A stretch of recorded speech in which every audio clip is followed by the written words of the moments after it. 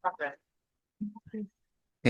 Bismillahirrahmanirrahim. Assalamualaikum warahmatullahi wabarakatuh. Waalaikumsalam warahmatullahi wabarakatuh. Waalaikumsalam warahmatullahi wabarakatuh. Waalaikumsalam Sebelumnya, warahmatullahi wabarakatuh. saya berterima kasih kepada rekan-rekan yang sudah join di live presentasi Jigsaw kali ini. Semoga kalian di dalam keadaan sehat walafiat dan selamat jauh dari gangguan apapun. Sebelumnya, Amin. perkenalkan saya Aep. Saya di sini sebagai ketua atau Moderator. moderator. Eh, Langsung saja supaya tidak menghabiskan waktu banyak. Untuk yang presentasi untuk kelompok satu, waktu dan tempat kami persilahkan.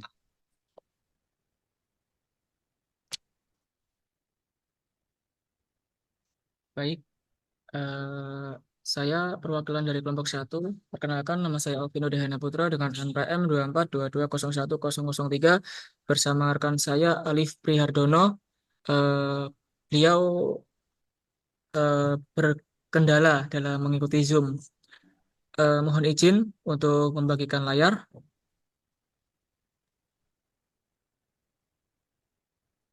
Apakah sudah nampak, teman-teman? Belum. Bentar. Sudah ya. Oke, Sudah. eh, saya mulai.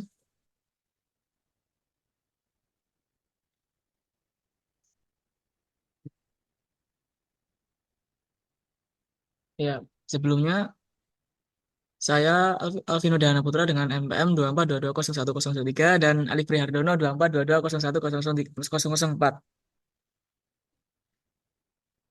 Definisi etika keperawatan yaitu cabang dari etika profesi yang berfokus pada prinsip-prinsip moral dan nilai-nilai yang mengatur perilaku perawat dalam memberikan pelayanan kesehatan kepada pasien. Etika ini berfungsi untuk membimbing perawat dalam menghadapi dilema moral, mengambil keputusan yang tepat, serta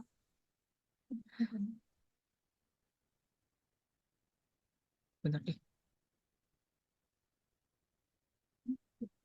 serta Izin dalam ketua. menghadapi dilema moral, mengambil keputusan yang tepat, serta yang profesional dengan pasien, keluarga, dan rekan kerja.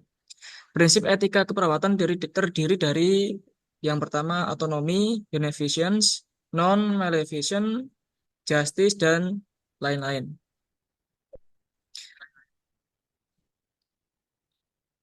Otonomi. Prinsip otonomi merupakan bentuk respek terhadap seseorang atau dipandang sebagai persetujuan, tidak memaksa, dan bertindak secara rasional. Otonomi merupakan hak kemandirian dan kebebasan individu yang menuntut pembedaan diri. Otonomi adalah hak untuk membuat keputusan sendiri, menghormati otonomi yang menyangkut penghormatan terhadap individu, menentukan sendiri dengan bebas atas apa yang dilakukan. Catatan, individu juga bebas dalam menerima konsekuensi dari keputusan yang dibuat. Potter and Perry mengatakan konsep manusia sebagai individu yang bebas menuntut perawat untuk menghargai nilai dan perawat mereka.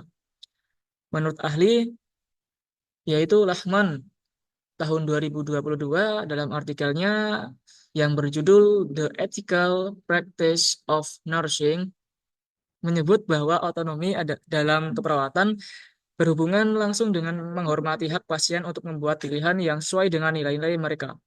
Perawat perlu menghindari pengaruh yang dapat mengurangi kemampuan pasien untuk membuat keputusan yang benar-benar bebas seperti rasa takut atau tekanan sosial. Seperti contoh kasus krisis sumber daya yang terbatas. Pada kasus ini, eh, situasi yang kacau di unit perawat kritis. Dua pasien di kamar terpisah sangat membutuhkan ventilator. Keduanya mengalami masalah pernafasan yang parah dan kondisi mereka memburuk dengan cepat. Sayangnya, hanya satu ventilator yang tersedia. Jawab kasus kami, eh, dari analisa kasus tersebut, tugas pertama yang perlu dilakukan yaitu menilai kondisi medis kedua pasien secara objektif. Jika salah satu pasien memiliki prognosis atau prediksi yang jauh lebih buruk, maka keputusan mungkin berfokus pada memilih pasien lebih mungkin yang memungkinkan untuk bertahan hidup. Penting juga untuk mempertimbangkan prinsip keadilan atau justice yang mengharuskan pembagian hak secara adil. Dalam prinsip ini, prinsip beneficence, kebaikan atau manfaat, dan non-maleficence atau tidak merugikan bisa lebih relevan, meskipun bertentangan dengan prinsip otonomi. Kesimpulan bisa kami simpulkan, keputusan yang diambil harus bertumpu pada prinsip-prinsip etika yang mengutamakan kesejahteraan pasien dan meminimalkan penderitaan, sambil mempertimbangkan keterbatasan sumber daya medis yang ada. Secara keseluruhan, meskipun otonomi adalah prinsip dasar yang mengutamakan kebebasan pasien untuk memilih dalam situasi yang begitu kritis dan terbatasnya sumber daya. Keputusan tersebut seringkali seharus mengutamakan prinsip lain seperti beneficence dan justice untuk memaksimalkan hasil yang dapat dicapai. Mungkin sekian presentasi dari kelompok 1. Langsung ke sesi pertanyaan. Oke. Sebelumnya saya berterima kasih kepada Saudara Dehan yang sudah mempresentasikan hasil jigsaw-nya. Langsung ke sesi pertanyaan. Langsung saja, apabila ada pertanyaan atau apa yang menyangkut dengan PPT beliau, apa waktu dan tempat dipersilahkan.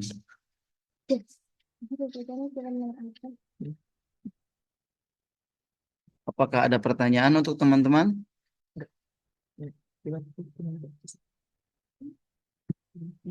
Mungkin belum ya. Mungkin belum Oke, Ketua. mungkin belum. Oke, dilanjut saja dengan presentasi kelompok 2 kepada siapa kelompok 2?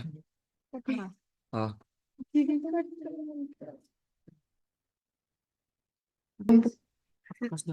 Apakah sudah terlihat teman-teman? Sudah. Ayo, Lek, izinkan Sudah. saya mempresentasi hasil diskusi saya. Dilema etis dalam perawatan pasien dengan keyakinan yang kuat. Anggota kelompoknya ada saya, Andara Farah Esa, dengan nomor NPM 24220108 dan Arifah Nur 2422011010. Di sini Arifah izin ya teman-teman. Langsung saja ke pembahasan.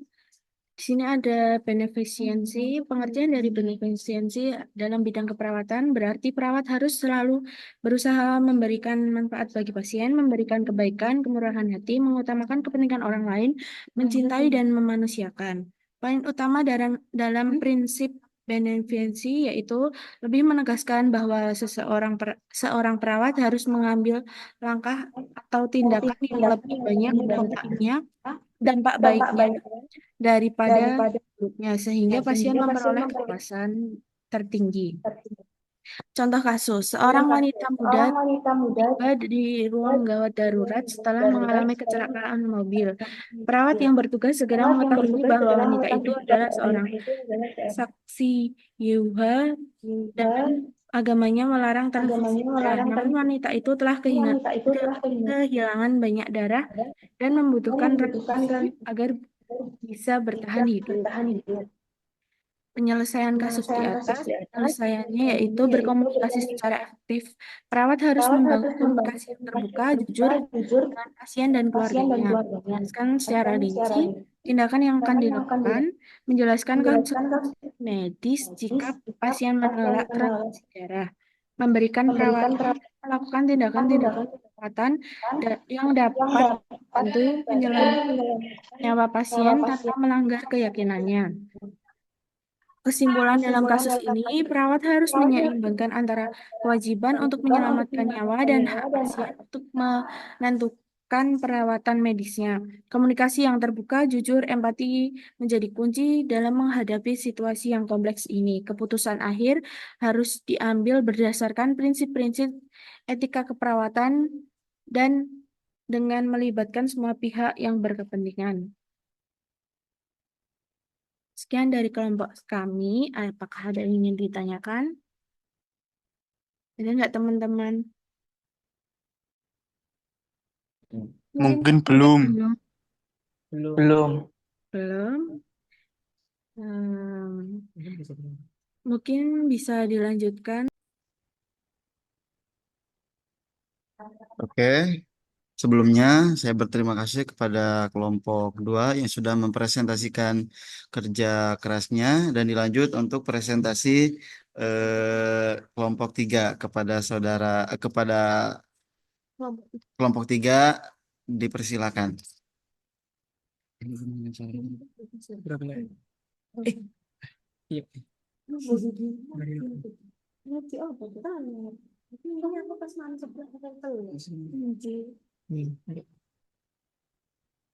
Mambunya kalau pondok kulit.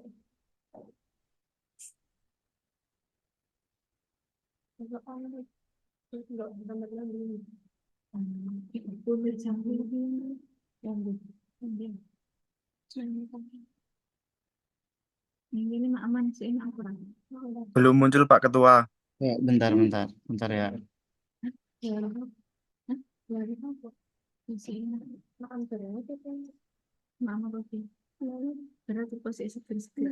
Ini. Apakah sudah muncul? Sudah. Sudah. Oke.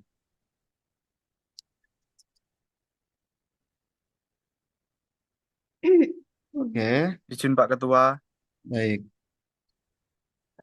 kami dari kelompok 3 ingin mempresentasikan hasil kerja dari kelompok kami, yaitu pengambilan keputusan etik yang disusun oleh saya sendiri, Amin Mustaqim, dengan NPM 2422010006, dengan Aep Ridwan Saipullah atau Pak Ketua dengan NPM 2422010001.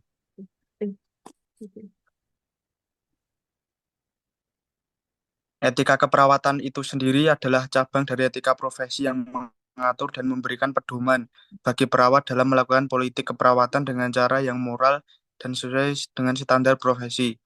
Etika ini menyangkut prinsip-prinsip, nilai, dan normal yang harus dipegang teguh oleh perawat dan memberikan perawatan kepada pasien, serta dalam berinteraksi dengan keluarga pasien, rekan sejawat, dan masyarakat.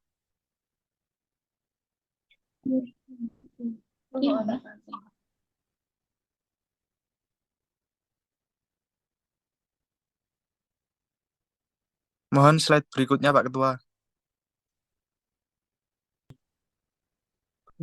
Mulai.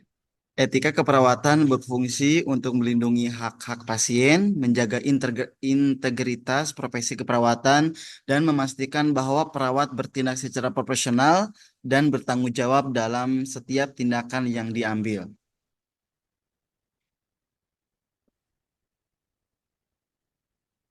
Adapun prinsip etika dalam keperawatan, kami menyantumkan ada 10. Apakah harus dijelaskan juga atau tidak biar mempersingkat waktu saja? Eh, Langsung saja ke intinya ya. Langsung saja. Langsung. Baik, terima kasih.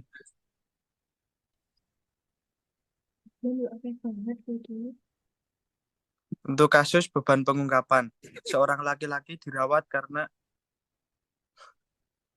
enggak dipotong, dipotong. Oke, sok Min dulu Min. Sehati ya, Wek. Salam itu. Baik, kasus beban pengungkapan. Seorang laki-laki dirawat karena diabetes yang tidak kunjung sembuh. Kondisi terakhir, pasien mengalami penurunan kesadaran. Pasien diketahui menderita HIV atau AIDS dan telah meminta untuk merahasiakan penyakitnya kepada keluarganya.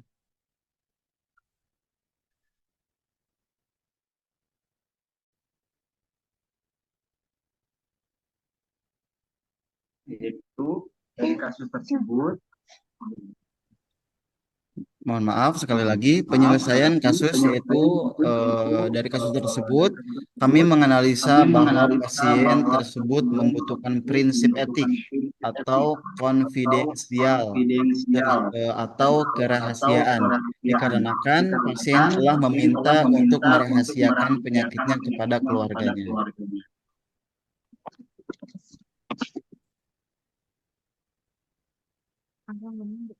Baik, dari kesimpulan etika keperawatan adalah suatu pedoman moral yang mengatur perilaku dan tindak perawatan dalam memberikan asuhan keperawatan kepada pasien.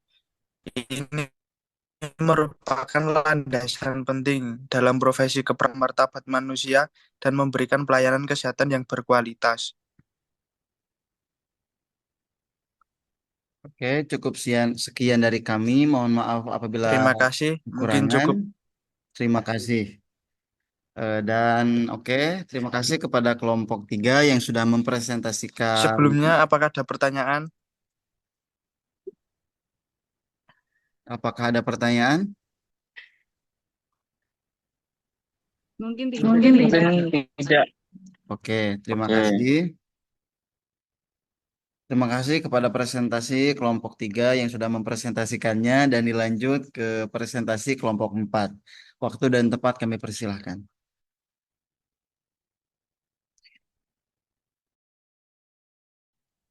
Oke, baik. Assalamualaikum warahmatullahi wabarakatuh. Saya perwakilan dari kelompok 4 akan mempresentasikan kasus dilema etik yang saya emban non-manipulance. Pengertian non-manipulance mendekatkan dalam keperawatan merujuk pada kewajiban untuk tidak melakukan tindakan yang dapat merugikan atau membahayakan pasien. Istilah ini berasal dari bahasa Latin yang berarti jangan berbuat jahat atau tidak merugikan dalam konteks keperawatan. Prinsip tersebut menjadi salah satu landasan etika yang penting dalam memberikan pelayanan kepada pasien. Prinsip non-maleficence sangat penting dalam praktik keperawatan karena membantu menjaga keselamatan dan kesejahteraan pasien. Dengan menerapkan prinsip ini, perawat tidak hanya memenuhi kewajiban etis mereka tetapi juga berkontribusi pada kepercayaan dan hubungan yang baik antara pasien dan penyedia layanan kesehatan lainnya. Non-maleficence sangat penting dalam praktek keperawatan karena membantu menjaga keselamatan dan kesejahteraan pasien. Dengan menerapkan prinsip ini, perawat tidak hanya memenuhi kewajiban etis mereka tetapi juga berkontribusi pada kepercayaan dan hubungan yang baik antara pasien dan penyedia layanan kesehatan lainnya. Di sini saya mendapatkan kasus skenario 4 tentang aborsi. Ada seorang pasien A sedang hamil 6 bulan, memiliki riwayat kelainan jantung bawaan. Kehamilannya memperburuk kondisi jantungnya. Selain itu, ada risiko signifikan pada bayi tersebut mengalami kelainan jantung dan semakin mempersulit kelahirannya. Namun berdasarkan keyakinan agamanya, pasien A ragu untuk melakukan aborsi. Di dalam PPT saya, untuk penyelesaian kasusnya, kita bisa lihat pertama konsultasi medis multidisipliner, yaitu pasien harus dirujuk ke tim medis yang terdiri dari dokter kandungan, kardiolog, dan spesialis pediatri. Kolaborasi ini penting untuk memantau kesehatan ibu dan janin secara menyeluruh.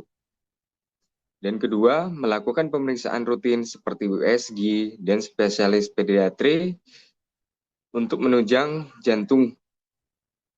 Nah, penilaian ibu, mengolah faktor risiko yang dapat memperburuk kondisi jantung ibu. Deteksi dini kelainan jantung. Jika ada indikasi kelainan jantung pada janin, dokter dapat merencanakan intervensi lebih awal setelah kelahiran. Di sini kita juga bisa lihat dari dukungan psikologis dan pendidikan. Yang pertama, memberikan konseling, dukungan emosional dan konseling untuk membantu pasien mengatasi kekecewaan terkait kesehatan dirinya dan bayinya. Dari informasi yang menyediakan informasi yang mengenai pilihan perawat, termasuk risiko dan manfaat dari setiap opsi, serta mendiskusikan keyakinan agama pasien dalam konteks keputusan medis terhadap pasien. Kita bisa lihat dari kesimpulannya, dari kasus pasien A menunjukkan bahwa kehamilan berisiko tinggi bagi kondisi jantungnya yang sudah terganggu oleh kelainan bawaan ini, mengarah pada kemungkinan komplikasi serius baik untuk ibu maupun bayi, termasuk risiko kelainan jantung pada bayi dan kesulitan dalam proses persalinan. Namun, keputusan untuk melakukan aborsi menjadi kompleks karena dipengaruhi oleh keyakinan agama pasien tersebut yang menghalangi untuk mengambil langkah tersebut. Oleh karena itu, keputusan medis harus mempertimbangkan keseimbangan antara risiko kesehatan pasien dan kandungannya, dan mempertimbangkan moral atau agama pasien dalam melakukan hal tersebut. Ini referensinya. Sekian dari saya, kurang lebihnya mohon maaf. Apakah teman-teman ada yang ingin bertanya?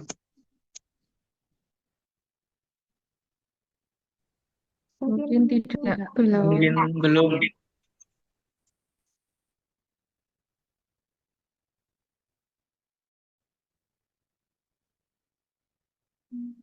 Oke, terima kasih kepada kelompok 3 yang sudah mempresentasikan PPT-nya. Boleh dilanjut dengan kelompok selanjutnya, yaitu kelompok 5. Waktu dan tempat kami persilahkan. Baik, Assalamualaikum warahmatullahi wabarakatuh. Waalaikumsalam Waalaikumsalam warahmatullahi wabarakatuh. Ini kami dari kelompok 5 mau mempresentasikan tentang hasil diskusi kami tentang skenario 5.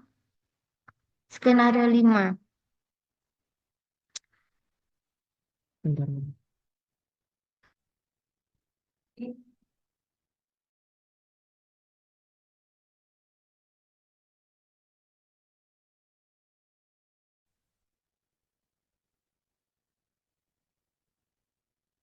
Menurut hasil diskusi kami untuk skenario nomor 5 itu masuk di kode etik yang veracity. Untuk pengertian dari etik veracity, yaitu veracity merupakan suatu kewajiban untuk mengatakan yang sebenarnya atau untuk tidak membohongi orang lain atau pasien. Prinsip veracity berarti penuh dengan kebenaran. Nilai ini diperlukan oleh pemberi pelayanan kesehatan untuk menyampaikan kebenaran pada setiap klien dan untuk meyakinkan bahwa klien sangat mengerti. Jadi untuk contoh kasusnya ada salah satu pasien didiagnosis menderita kanker stadium 4. Dan dokter telah menyimpulkan bahwa tidak ada yang dapat mereka lakukan untuk kondisi pasien. Semua yang dapat ditawarkan oleh dokter pada tahap ini adalah obat untuk meringankan rasa sakit. Namun pasien tersebut menolak untuk diberikan obat tersebut karena hanya membuatnya lemah dan mengantuk. Sedangkan pasien ini tetap terjaga untuk menghabiskan hari-hari terakhirnya bersama orang yang ia cintai. Anggota keluarga pasien itu memohon kepada perawat untuk memberikan obat tersebut tanpa sepengetahuan pasien karena mereka dapat mengetahui rasa sakitnya yang menyiksa. Untuk penyelesaian dari kasus di atas adalah kita sebagai perawat seharusnya tidak boleh membohongi klien dengan prinsip veracity, yaitu mengacu untuk mengatakan hal yang sebenarnya atau berkata jujur. Perawat tidak boleh menyembunyikan suatu kebenaran dari klien, bahkan ketika hal tersebut dapat menyebabkan klien menjadi stres. Ini penting karena klien membutuhkan informasi yang lengkap dan relevan untuk membantu pilihan yang rasional. Selain itu, klien juga mempunyai hak untuk mengetahui informasi-informasi yang terkait dengan kondisinya. Tindakan-tindakan yang bertentangan dengan prinsip veracity adalah berbohong. Pertukaran informasi yang salah dengan disengaja ataupun terjadinya misinterpretasi oleh klien ketika menerima informasi yang salah dengan disengaja. Nah, untuk kesimpulannya, prinsip veracity itu penuh dengan kebenaran. Nilai ini diperlukan oleh pemberian layanan kesehatan untuk menyambut tiap pasien dan untuk meyakinkan bahwa Pak itu sangat mengerti. Prinsip ini berhubungan dengan kemampuan seseorang untuk mengatakan kebenaran. Dengan kata lain, prinsip ini merupakan prinsip moral di mana kita mempunyai kewajiban untuk mengatakan yang sebenarnya atau tidak membohongi orang lain ataupun pasien.